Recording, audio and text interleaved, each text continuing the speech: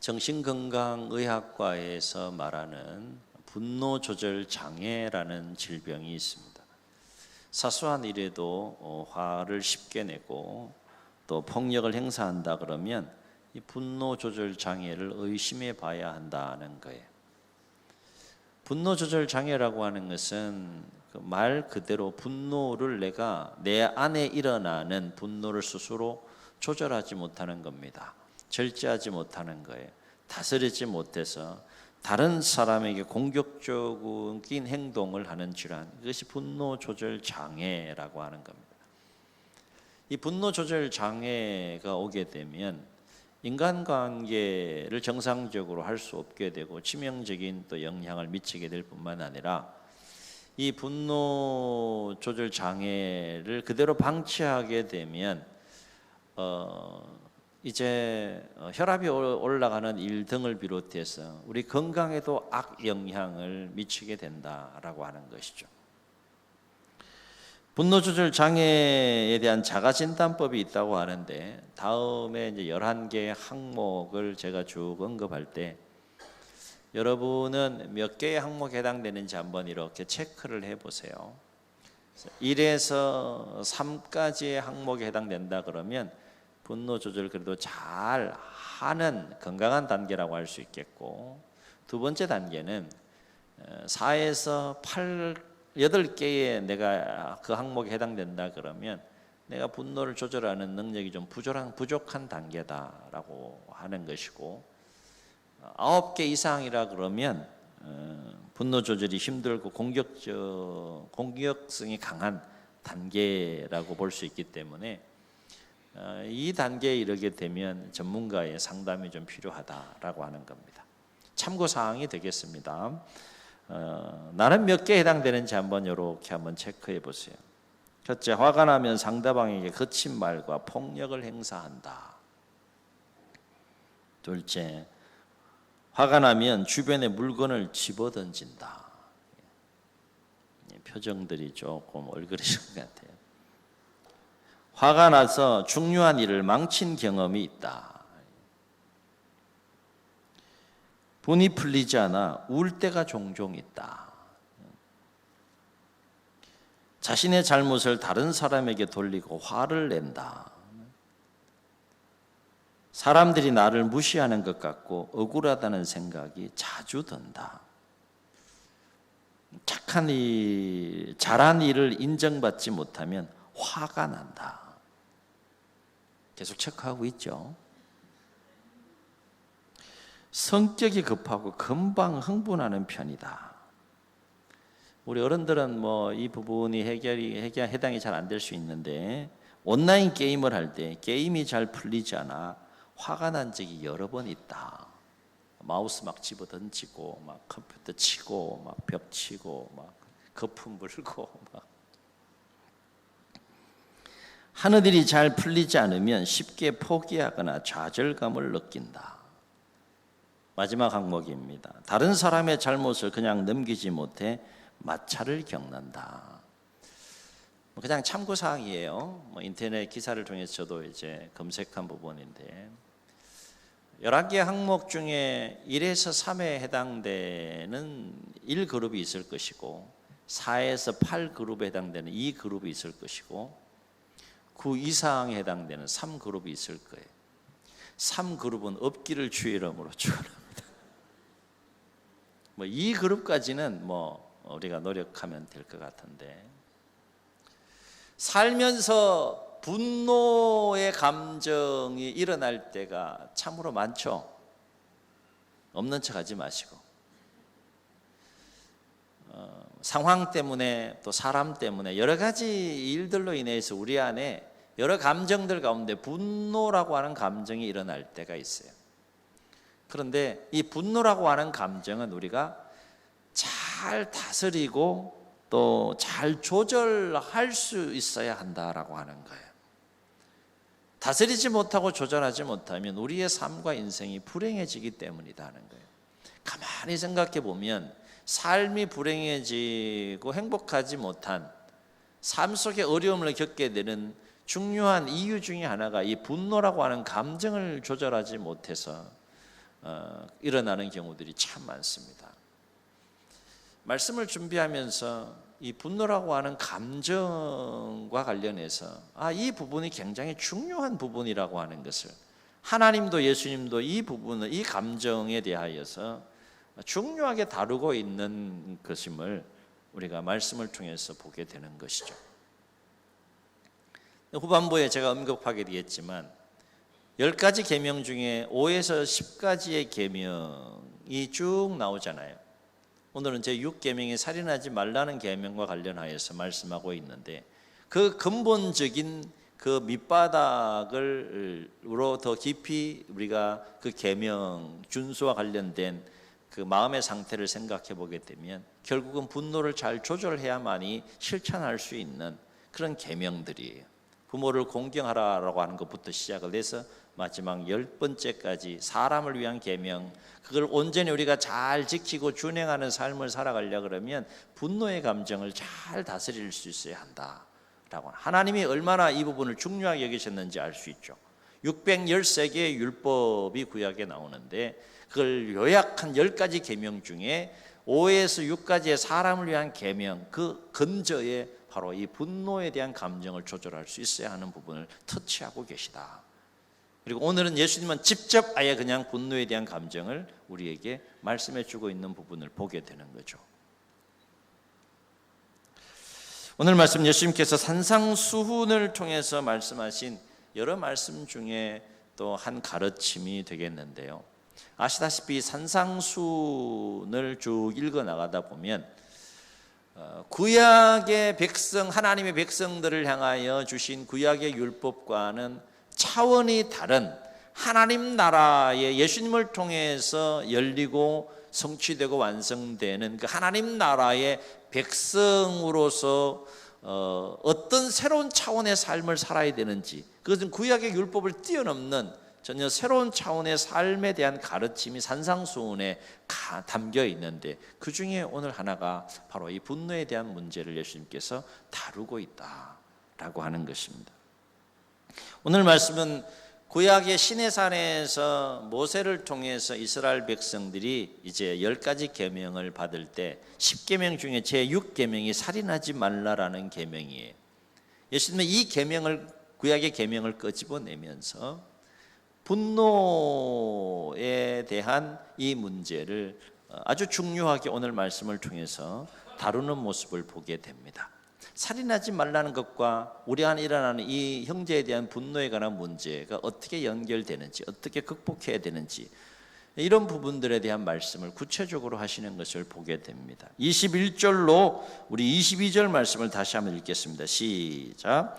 옛사람에게 말한 바 살인하지 말라, 누구든지 살인하며 심판을 받게 되리라 하였다는 것을 너희가 들었으나 나는 너희에게 이르노니 형제에게 노하는 자마다 심판을 받게 되고 형제를 대하여 라가라 하는 자는 공회에 잡혀가게 되고 미련한 놈이라 하는 자는 지옥불에 들어가게 되리라. 마지막 이 지옥불에 들어간다, 이 분노의 문제가 결국 지옥불에 들어가게 되는 일처럼 굉장히 중요한 문제인 것을 예수님께서 말씀하고 계시는 것이죠. 아니 뭐 분노 일어날 수 있는 문제, 일어날 수 있는, 분노할 수 있는 거 아니냐, 우리는 가볍게 여길 수 있는 감정으로 터치하고 지나갈 수 있지만 예수님은 이 문제가 잘못되면, 해결되지 않으면 지옥불에 들어간다 라고 얘기할 정도로 아주 크고 중요한 문제인 것을 제자들과 무리들에게 지금 말씀하시고 가르치고 계시다는 거예요. 여기에서 예수님께서 하신 말씀에서 몇 가지 우리가 주목할 것은, 첫째, 구약의 율법에서는 사람을 이제 죽이는 것이 살인죄에 해당되는 것이라면 예수님은 그 살인죄의 범위를 더 넓힙니다. 실제로 사람을 죽이는 행위가 살인죄이지만 예수님은 그 사람을 죽이기 위하여서 형제에 대하여 분노한 것까지 살인죄에 포함된다 라고 예수님께서 지금 말씀하고 계시는 거예요. 충격적인 말씀인 거죠. 놀라운 말씀입니다. 사람을 죽이진 않았어요. 그저 화가 나서 분노한 겁니다. 그걸 표현한 것일 뿐인데 그것까지 이 살인죄에 해당된다라고 예수님께서 지금 말씀하고 계시는 거예요. 이 말씀을 들었을 때 제자들과 무리들이 큰 충격을 받지 않았을까, 이런 생각을 갖게 됩니다. 다시 말해 예수님은 사람을 죽이는 그 실제적인 행위만이 아니라 그 행위를 가능하게 했던 내적인 동기의 그 마음까지 살인죄에 해당된다라고 지금 말씀하고 계시는 거예요. 유사 이래로 모든 지역에서 사람의 생명을 빼앗는 이 살인죄는 가장 큰, 사람이 짓는 죄 중에 가장 악하고 큰 범죄로 여겨졌지만은 마음속으로 누군가를 미워하거나 또 그 다음에 노하고 욕하는 것은 별로 대수롭지 않은 것으로 여겨졌다는 거예요.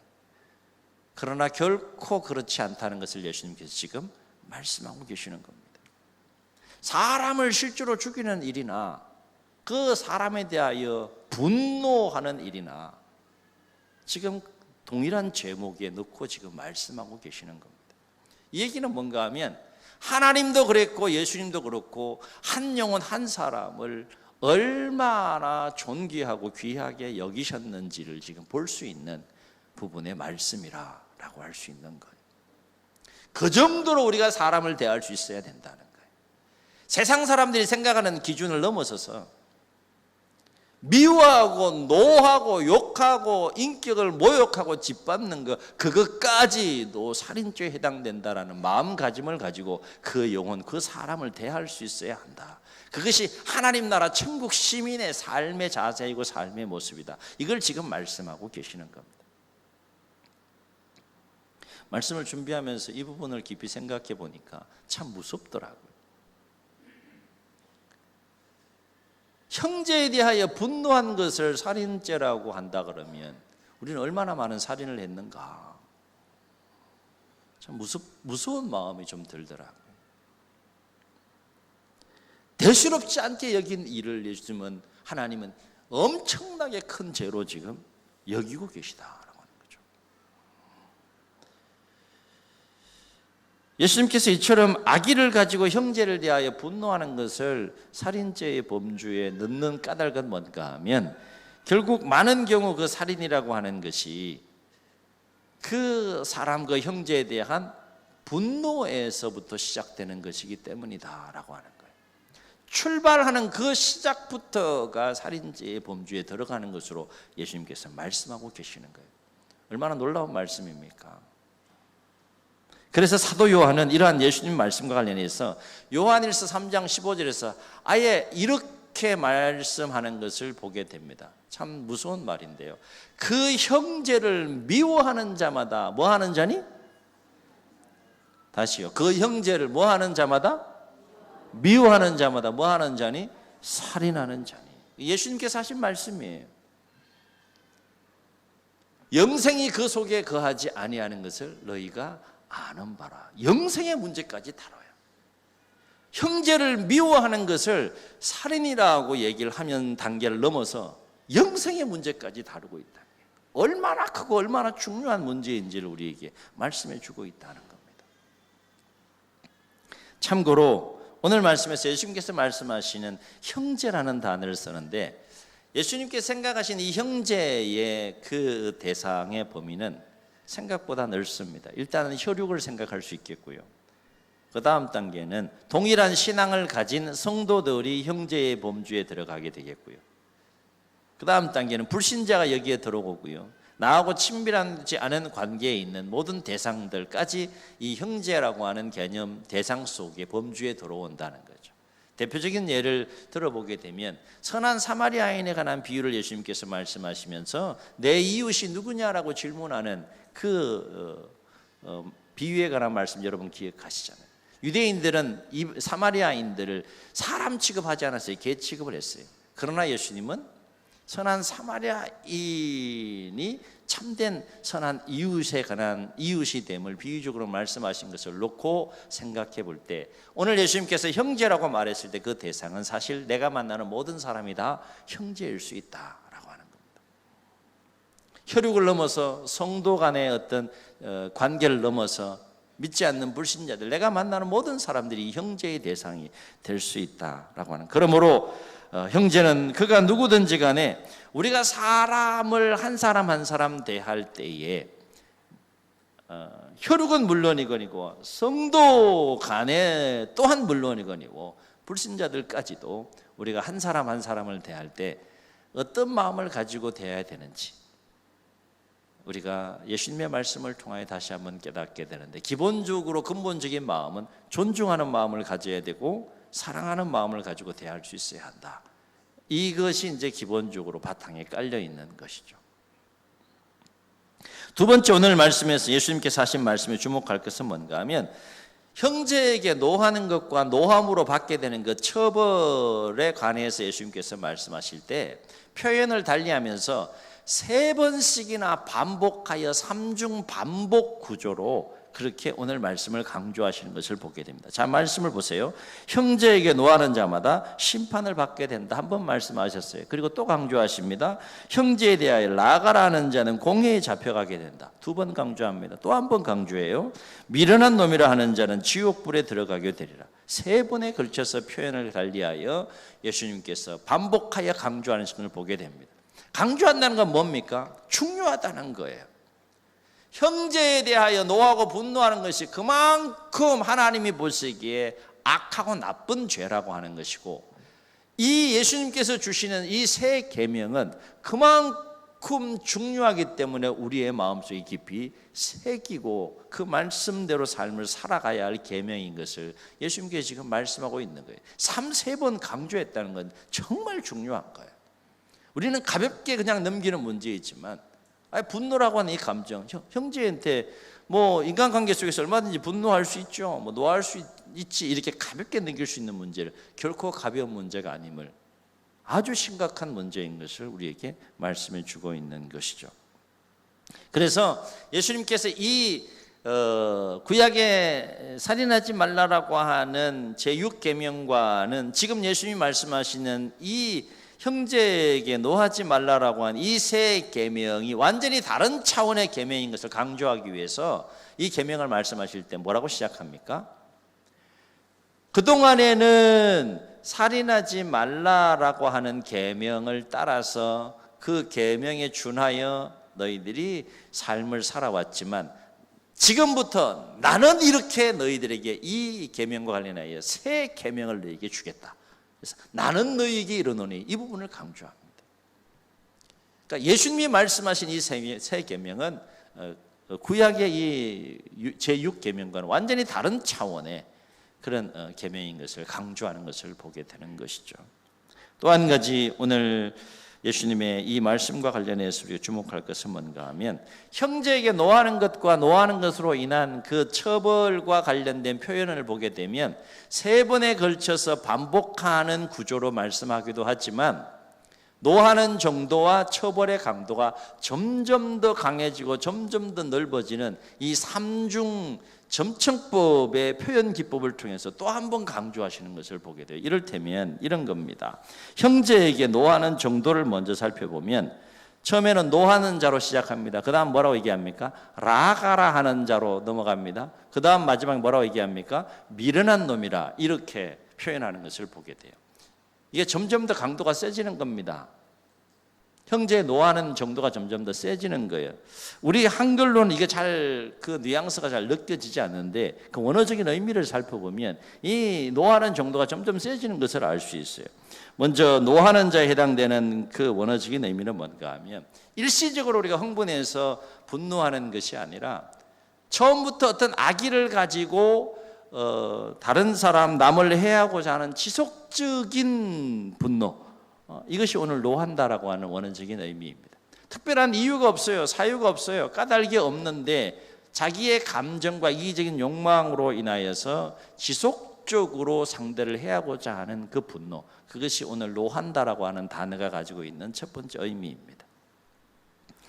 그 다음에 라가라 하는 자라고 나오는데, 라가라 하는 자라고 했을 때 이 라가는 상대방의 인격을 멸시하고 모욕하고 무시하는 아주 상대방이 듣기에 굉장히 불쾌한 욕설입니다. 유대 공동체 안에서 라가 그러면 이 굉장히 큰 욕이었다는 거예요. 라가 그러면 여러분이 욕처럼 들리세요? 예? 야 라가 그러면 욕처럼 들리세요? 이 라가가 갖는 그 원어적인 의미는 뭔가 하면 이런 의미예요. 머리가 텅 빈 멍청이, 그리고 도덕적인 수준이 아주 낮은 사악한 자, 이게 이제 라가라고 하는 단어가 갖는 의미예요. 그러니까 이거를 우리 한국식으로 좀 표현하면 어떻게 표현할 수 있을까?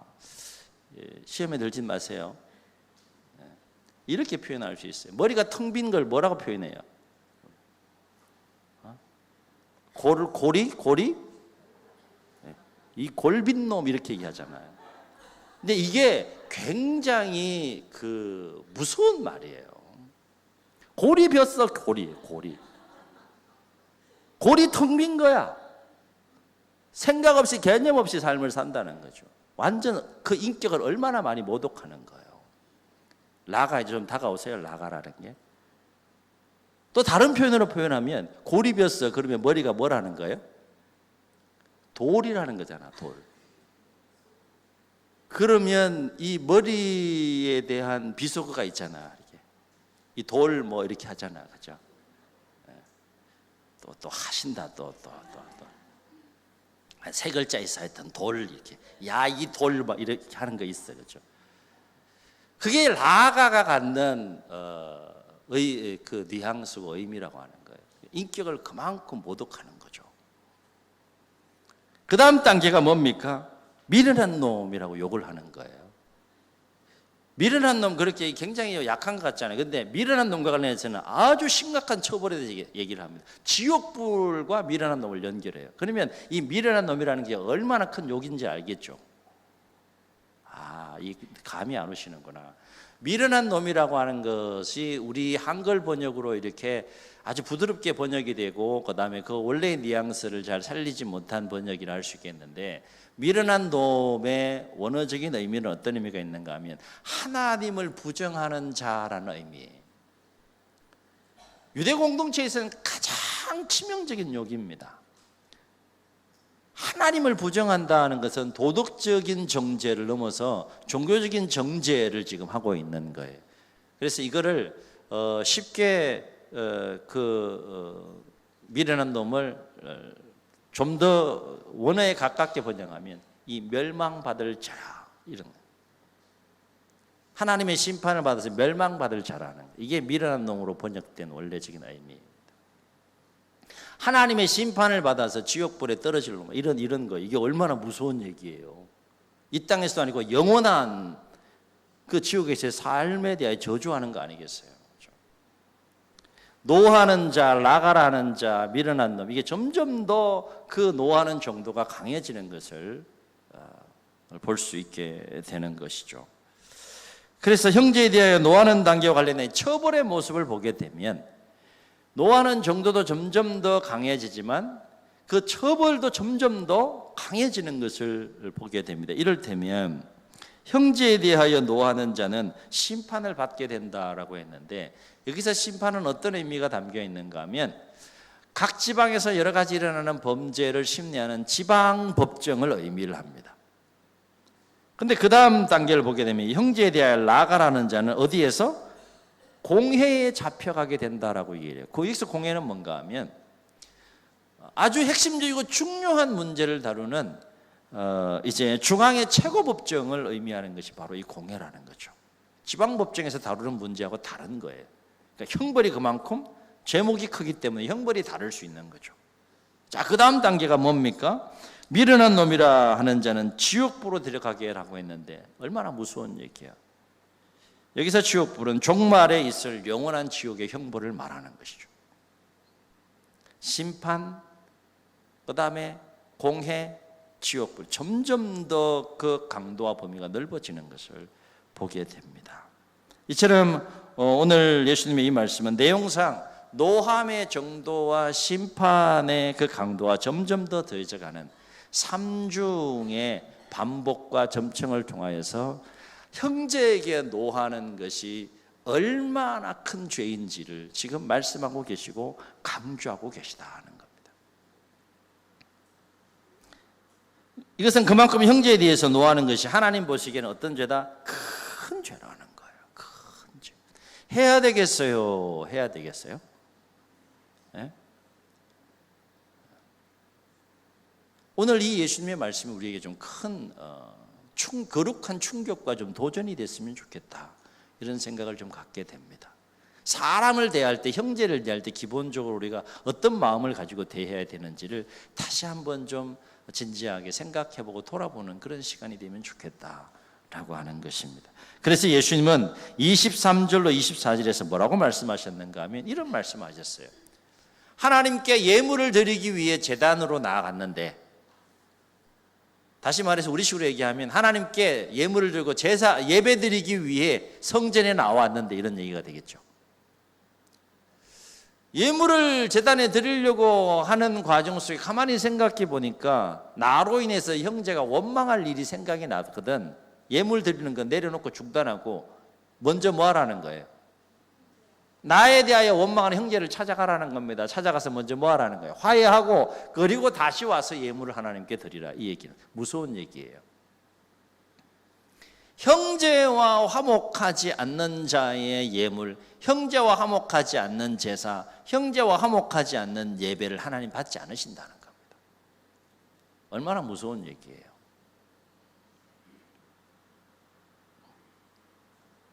또 형제와 화목한 삶과 관련해서 한 가지 더 예수님께서 예를 들어서 말씀하시는데, 만일 자기를 송사하는 자와 내가 지은 죄로 말미암아서 법정에 그걸 끌고 가서 재판을 받기 위해 송사하는 자와 내가 법정을 향해 길을 가고 있다고 한다면, 법정에 도착하기 전에 빨리 그 사람과 그 형제와 뭐 하라는 거예요? 화목하고 화해하라 라고 지금 말씀하세요. 그렇지 않으면 그 형제가 나를 법정에 끌고 가서 재판관에 넘길 것이고, 재판관은 옥내에 넘겨서 옥에 갇히게 될 것이다 라고 말씀하시죠. 예수님은 비유적으로 이렇게 말씀하셨지만 앞 본문과 관련해서 오늘 이 뒷비유의 말씀을 연결해서 생각해 보게 되면 결국 이런 말씀이 되는 거죠. 형제와 이 땅에서 화목하지 않는 그 죄의 문제를 해결하지 않으면 장차 지옥에서의 영원한 형벌을 면치 못한다. 정말 무서운 말씀인 거죠. 그렇습니다. 사람을 사랑하는 삶은 하나님을 사랑하는 삶 못지않게 하나님께서 중요하게 여기셨어요. 앞서 언급한 10가지 계명 중에 앞 계명이 1에서 4계명이 하나님을 사랑하는 삶이고, 동시에 5에서 10계명은 사람을 사랑하는 계명도 함께 하나님을 사랑하는 계명과 함께 요약해서 주셨어요. 예수님은 하나님께 주신 이 모든 율법을 아주 쉽게 2가지로 딱 요약해서 최고의 계명과 2번째 해당되는 계명을 요약해서 말씀하시는데, 첫 번째 계명이 뭡니까? 마음과 뜻과 힘과 목숨을 다하여 주 너의 하나님을 사랑하라. 둘째는 이것이니 내 이웃을 내 몸과 같이 사랑하라. 이것이 모든 율법과 선지자의 강령이니라 라고 했습니다. 하나님이, 예수님이 얼마나 한 사람 한 사람을 귀하게 여기셨는지를 우리가 말씀을 통해 보게 되는 거죠. 물론 우리는 삶을 살아가면서 형제에 대한 여러 가지 이유와 상황들로 인해서 이제 분노의 감정이 생길 수가 있는데요. 그러나 그 분노의 감정을 형제에게 직접적으로 표현했을 때, 그래서 그 형제가 그 분노의 감정으로 인하여서 인격이 짓밟히고 멸시당하고 무시당하고 조롱당했을 때, 그것은 예수님이 볼 때 무슨 죄에 해당된다는 겁니까? 살인죄에 해당된다는 거예요. 우리 모두는 연약함을 지닌 사람인지라 우리 안에 일어난 분노를 다스린다는 거 생각만큼 쉽지 않아요. 화가 치밀어 올랐으니까. 폭염이 열대야가 지금 계속 지속되고 있는데, 우리 몸도 열 받으면 힘들잖아요. 그렇죠? 열이 올라가면 힘들잖아. 분노의 감정이 올라왔을 때 그 감정을 조절한다는 건 정말 쉽지 않아요. 그래서 잠언의 지혜자는 뭐라고 얘기를 했는가 하면 이렇게 말합니다. 잠언 16장 32절에 노하기를 더디하는 자는 용사보다 낫고 자기의 마음을 다스리는 자는 성을 빼앗는 자보다 나으니라 그랬어요. 그만큼 분노를 다스리는 것이 힘들다는 이야기도 하지만 분노를 다스릴 때 얼마나 위대한 삶을 살아갈 수 있는지도 함께 담겨 있는 말씀인 거죠. 잠언 19장 11절에 보면 또 이런 말씀을 합니다. 노하기를 더디하는 것이 사람의 슬기요 허물을 용서하는 것이 자기의 영광이니라. 아멘. 아멘. 갈라디아서 5장 22절로 23절에 보게 되면 사도 바울은 성령의 9가지 열매에 대해서 언급합니다. 성령의 9가지 열매 중에 맨 마지막에 언급되는 열매가 무슨 열매인가 하면 절제에 관한 거예요. 절제가 성령의 열매라는 것은 뭘 의미합니까? 오늘 주제와 연결해 볼 때 이 분노의 감정을 다스리고 절제하는 것은 우리 힘만으로는 안 된다. 성령의 도우심이 필요하다라고 하는 거예요. 분노의 감정이 막 올라올 때 그 분노를 다스리는 방법, 뭐 인터넷에 검색해 보면 여러 가지 방법이 있어요. 뭐 어떤 음식을 먹으면 된다, 뭐 숫자를 세면 된다, 뭐 어떤 약을 먹으면 된다, 뭐 이렇게 하면 뭐 된다. 여러 가지 방법이 있지만 영적인 측면을 생각해 볼 때 분노가 막 올라올 때 어떻게 하라는 거예요? 누구의 도움을 구하라는 겁니까? 성령님의 도움을 구하라는 거예요. 기도하라는 겁니다.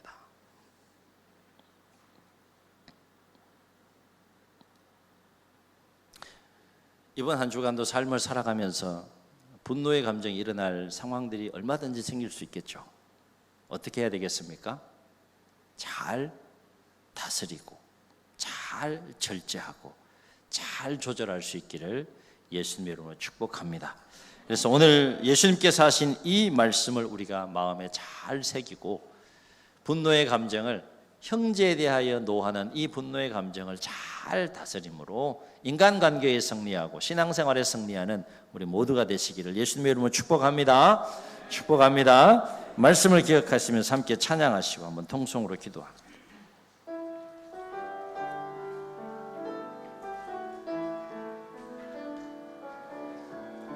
사랑의 주님이 사랑의 주님이 날 사랑하시네 내 모습 이대로 받으셨네 사랑의 주님이 날 사랑하듯이 나도 너를 사랑하며 한 번 더 기도하는 마음으로 사랑의 주님이 사랑의 주님이 날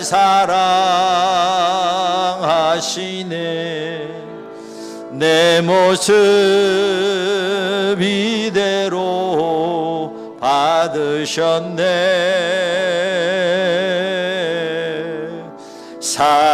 사랑의 주님이 날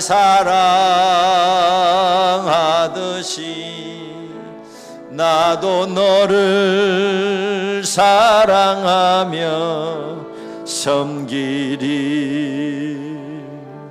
저는 이 눈을 감으시겠습니다.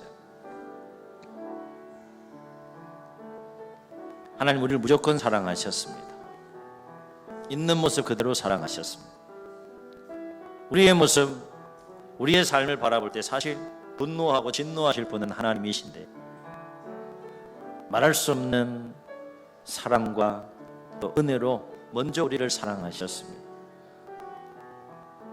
우리를 위해 피 한 방울 아끼지 아니하시고 생명을 십자가에서 던지신 예수님께서 오늘 우리에게 말씀합니다. 형제에 대하여 노하는 자는 심판을 받을 것이라. 형제에 대하여 노하는 자는 지옥불에 들어가리라. 참으로 무서운 말씀을 하십니다. 예, 분노의 감정이 일어날 수 있습니다. 문제는 우리가 얼마나 그걸 잘 다스리느냐. 절제하고 잘 조절하느냐가 문제이겠지요.